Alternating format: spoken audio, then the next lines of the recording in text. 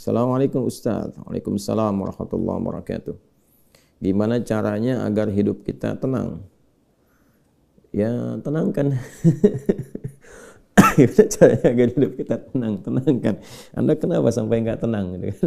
Nggak tenang itu kan perkaranya bisa karena berbuat maksiat. Ya, orang berbuat maksiat, berbuat salah itu pasti nggak tenang.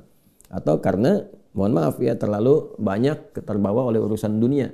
Sehingga kehidupannya dipaksa untuk mengerjakan berbagai aktivitas duniawi yang membuat dia terasa lebih sibuk, capek, lelah, sehingga tidak mendapatkan ketenangan yang dimaksudkan. Jadi kalau terlalu banyak ngejar dunia atau juga berbuat maksiat, maksiat dengan ngejar dunia itu berbeda.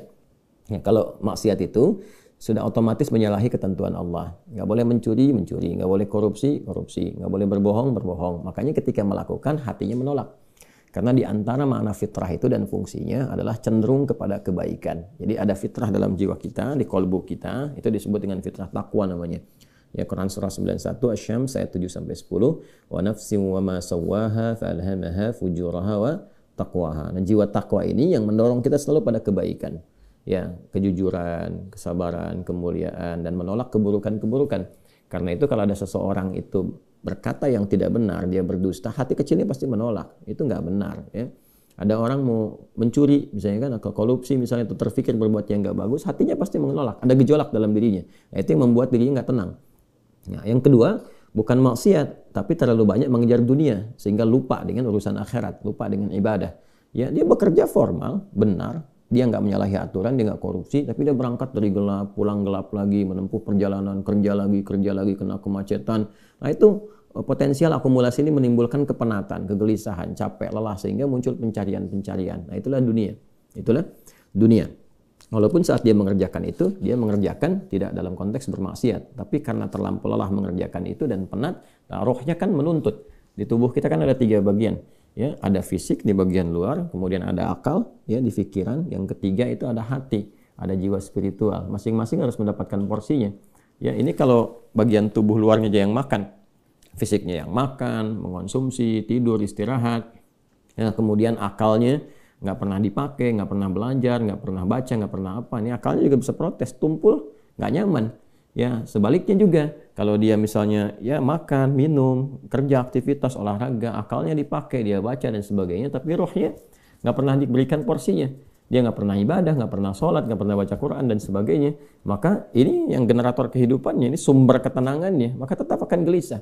Karena itu ditemukan betapa orang pintar, ya kan, kerja keras dan sebagainya, tapi ya rohnya nggak terisi, banyak yang bunuh diri. Ya, di Jepang terjadi, itu kan. Atau bahkan setidaknya ada orang-orang kaya yang sudah hebat, pintar-pintar, ya di akhir hidupnya apa yang dia kerjakan? Ya cuman datang terapi, nanam kangkung, nanam cabai, gitu kan, datangnya ini untuk mencari ketenangan karena rohnya nggak terisi. Maka Islam, alhamdulillah, ya agama yang sangat komplit, memberikan pencerahan sekaligus arahan dan pedoman dalam berkehidupan. Fisiknya dituntun, pikirannya juga dimotivasi untuk terus ditingkatkan, pintar sampai ke level yang tertinggi, dan rohnya diberikan porsinya untuk menunaikan ibadah sehingga mendapatkan asupan-asupan menu bagi rohnya. Makanya di kita kan ada sholat, ada puasa, gitu kan?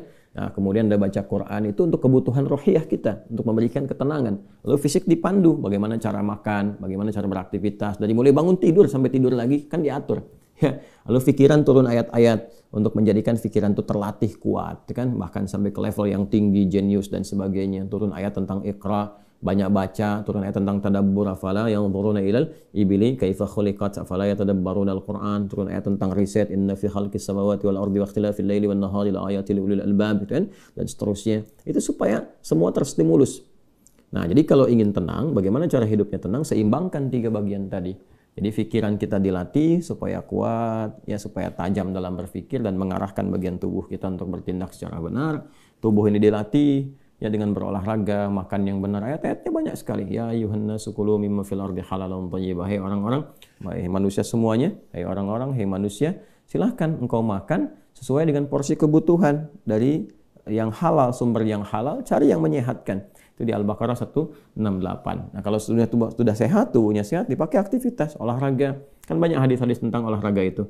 Alimu auladakum bisibahati warrimaya, kata Nabi, ajarkan anak-anakmu olahraga berenang, atau dengan melentar, atau dengan memanah, atau dengan berkuda. Itu contoh-contoh yang real di era Nabi yang kiranya bisa menyehatkan. Atau kita riset misalnya olahraga apa yang kira-kira menyehatkan, ya, yang senafas dengan tadi jenisnya. Jenisnya bisa berbeda setiap zamannya. Di zaman Nabi nggak ditemukan misalnya olahraga futsal, basket, misalkan bola, apalagi jenis-jenis yang sekarang ada banyak atletik dan sebagainya. Tapi kan kita bisa meriset. Oh, ini renang ini apa saja nih manfaat-manfaatnya? Apa nanti olahraga sejenis yang kira-kira yang sama yang bisa dipraktekkan kekinian, atau olahraga yang berbeda tapi manfaatnya sama, melatih otot ini, menyehatkan yang ini, silahkan walaupun jenisnya nggak sama di era Nabi. Era Nabi misalnya dengan memanah, era sekarang misalnya dengan olahraga menembak gitu kan, sah-sah saja silahkan. Yang penting konsentrasinya sama walaupun dengan alat atau perangkat yang berbeda. Ya nanti kalau ingin dilatih lagi dengan panahan ya nggak ada masalah. Jangan disimpulkan begini, kalau kalau panahan sunnah, kalau menembak misalnya bid'ah, nah itu sempit dalam berpikirnya. Ya, dan Nabi pun kan visioner. Di zaman Nabi mengatakan, ajarkan anak-anakmu berenang. Berenang di mana? Di padang pasir. Ya kan? Kan tidak mudah mendapatkan tempat renang, ya kan? Nah, tapi kita tarik ke sekarang kan itu visi yang panjang. Kalau di riset, di berenang ini adalah olahraga yang menyehatkan otot ini, otot itu, untuk cedera, untuk saraf kejepit, untuk macam-macam misalnya. Nah, itu sesuatu yang bisa kita riset, lalu kita bisa keluarkan jenis-jenis baru yang mengambil dari manfaat itu. Itulah riset. Itulah riset. Nah, terkait dengan ketenangan ini, apa amalan pokoknya? Karena ketenangan bagian dari pikiran yang disupport oleh keadaan jiwa. Jadi intinya di kolbu. Ketenangan itu intinya di kolbu. Jadi kalau kolbunya nggak tenang, hatinya nggak nyaman, hatinya nggak tenang, itu kebawa ke pikiran. Makanya orang-orang kena penyakit hati, sekalipun dia sehat tubuhnya, ya jenius otaknya, tapi kena penyakit hati. Dia kena penyakit iri. Ya, iri kan iri hati. Saya belum pernah dengar iri akal, iri pikiran, ya, atau iri mata, ya, iri kaki, iri tangan, nggak ada. Yang ada iri hati. Ya, dengki misalnya, ria, itu penyakit hati semua. Makanya orang dengki, orang hasad itu pasti hidupnya nggak tenang. Ya, orang berilmu, tapi dia kena penyakit hati, iri kepada orang berilmu yang lain, itu nggak tenang hidupnya. Ya kan? Orang kaya, tapi dia pendengki, kaya terhadap dirinya sendiri, ya, dan dia dengki dengan kekayaan orang lain, itu gak akan tenang. Dia terus pikirin bagaimana melampaui orang itu, bagaimana supaya dia celaka dan sebagainya. Itu yang sangat berbahaya. Maka untuk menenangkan diri itu, amalan-amalannya tidak ada yang lain kecuali meningkatkan ibadah, meningkatkan amal soleh, meningkatkan ketaatan. Semua jenis amal soleh itu di Quran disebut dengan zikir. Disebut dengan apa? Zikir. Salat misalnya namanya zikir di Quran. Disebutkan dengan zikir. Quran surah ke-20 Taha di ayat ke-14. Innani anallahu la ilaha illa ana fa'budni wa aqimis salata li dzikri. Sayalah Allah, kata Allah, tidak ada Tuhan yang layak dipertuhankan dan disembah kecuali saya. Ya, kemudian kata Allah, fa'budni, maka setelah engkau bertuhan kepada saya, kata Allah, sembahlah saya. Nah, ini kalimat yang paling jelas sekali, nggak ada ambigu, terang, menyebabkan kita memahami bahwa ini kebenaran risalah Islam dari aspek ketuhanan. Ya, silakan Anda komparasikan. Ya, saya sejauh ini saya mengkomparasikan, melihat, membandingkan, saya tidak menemukan kecuali di Islam yang di dalam kitab suci mengatakan langsung Tuhannya langsung, ya, yang berkata saya Allah, kata Allah itu kan, ya, tidak ada Tuhan selain saya. Itu tegas sekali. Ya, menyebutkan saya Allah, nggak ada Tuhan selain saya, sembah saya. Dan biasanya kalau ada kalimat atau informasi yang pede jelas disampaikan, itu menunjukkan kekuatan dan kebenaran. Kekuatan dan kebenaran karena Allah dengan sendirinya, dia kan meyakinkan ya kita semua dengan menegaskan sifatnya tegas, dan karena memang ketuhanan itu hanya dimiliki oleh Tuhan yang benar. Dan karena Tuhan yang benar itu mengatakan sayalah Tuhan, dengan pede mengatakan sayalah Allah, ya nggak ada Tuhan selain saya. Nggak mungkin ada klaim demikian kecuali dari yang memang benar, yang memang pede mengatakan itu, ya karena benar, karena hak di situ. Ya, dan kemudian fa'budni, sembahlah saya. Ya, sembahlah saya. Dan kemudian dijelaskan menyembahnya bagaimana. Itulah indahnya dalam Islam.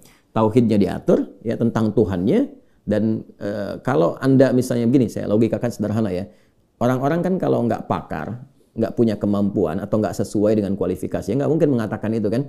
Ya, ada orang mengatakan misalnya saya adalah pesilat. Mana yang mau bertarung misalnya kan, atau beruji tanding dengan saya. Kalau dia bukan pesilat, nggak mungkin dia bisa mengatakan itu. Ternyata dia bukan pesilat misalnya kan, dia cuma pesilat lidah gitu kan, bukan pesilat tangguh, dan nggak mungkin dia pede mengatakan demikian. Ya, sayalah ahli kungfu misalnya kan, silahkan ada yang ingin tanding mengetes di kungfu. Kalau dia bukan ahli kungfu nggak mungkin mengatakan demikian. Nah, ini Allah mengatakan dengan jelas, sayalah Allah, nggak ada Tuhan selain saya, sembah saya. Nah, bisa nggak ditemukan misalnya dimanapun tuh, termasuk di kitab-kitab yang disucikan, temukan. Ada nggak Tuhan yang mengatakan sayalah Tuhan, ya kan? Disebut namanya, sembah saya. Kalimat itu temukan. Ya, di Quran jelas. Kemudian fa'budni, sembah saya, wa aqimis shalah, dan tunaikan salat. Cara menyembah saya itu dengan menunaikan salat. Dan diatur, ini indahnya dalam Islam tuh. Ya. Kemudian ditegaskan, saya Allah, saya Tuhan. Kemudian nggak ada Tuhan selain saya, kata Allah. Kemudian sembah saya. Cara menyembahnya pun diatur, namanya salat. Cara mengerjakannya begini. Ya, lalu ditunjuk, diutuslah Nabi Muhammad SAW untuk mengajarkan dari awal sampai akhir, dari gerakan sampai bacaan, dari mulai hukumnya diajarkan. Ya, dari cara menghadap ke arah mana, kemudian bagaimana caranya, ya, dari mulai berwudunya bahkan sampai dengan selesainya. Ya, ini menunjukkan bahwa risalah agama ini benar. Nggak mungkin kan diada-adakan demikian. Gimana cara bisa merekayasa seperti itu terjadi? Nggak mungkin. Ya, ini dari awal sampai akhir dan nggak ada kreativitas di situ. Nggak ada kreativitas dan semua sama. Ya, orang Arab demikian, yang bukan Arab demikian. Ya, jadi nggak ada ceritanya misalnya di Arab pakai bahasa Arab, di Indonesia pakai bahasa Indonesia. Ya, di Indonesia, di Sumatera pakai bahasa Sumatera misalnya, atau di Jawa pakai bahasa Jawa. Tidak. Ya, Quran mau dimanapun pakai bahasa Arab. Salat dengan cara yang sama, menghadap ke tempat yang sama. Tapi terkait dengan pertanyaan ini, teruskan ayatnya. Wa aqimis salata lidzikri. Tunaikan salat kepadaku, kan, sebagai zikir. Jadi salat itu disebut dengan zikir. Berdoa juga zikir. Ya, doa juga zikir. Quran surah ke-7 ayat 205. Wadhkur rabbaka fi nafsika tadarruan wa khifatan wa dunal jahri minal qaul, dan berzikirlah, berdoalah maksudnya. Zikir ini doa. Ya, berdoalah, mohon dengan sepenuh jiwamu, dengan ketenangan, gitu kan, mintakan kepada Allah dengan penuh ketenangan. Dan mohon dengan kekhusyuan, mohon dengan penuh harap supaya dikabulkan. Nah, silakan cek, bukankah saat berdoa itu ada ketenangan? Anda punya masalah, alih-alih Anda curhat di media sosial, gitu kan? Nah, kemudian Anda arahkan untuk berdoa dengan cara yang benar. Anda ke kiblat, wudu, minta dengan khusyuk. Bukankah saat berdoa tenang? Ya kan? Bukankah saat sholat itu Anda lebih tenang? Ya kan? Bukankah saat Anda baca Quran lebih tenang? Nah, baca Quran itu disebut dengan zikir, karena Qurannya disebut zikir.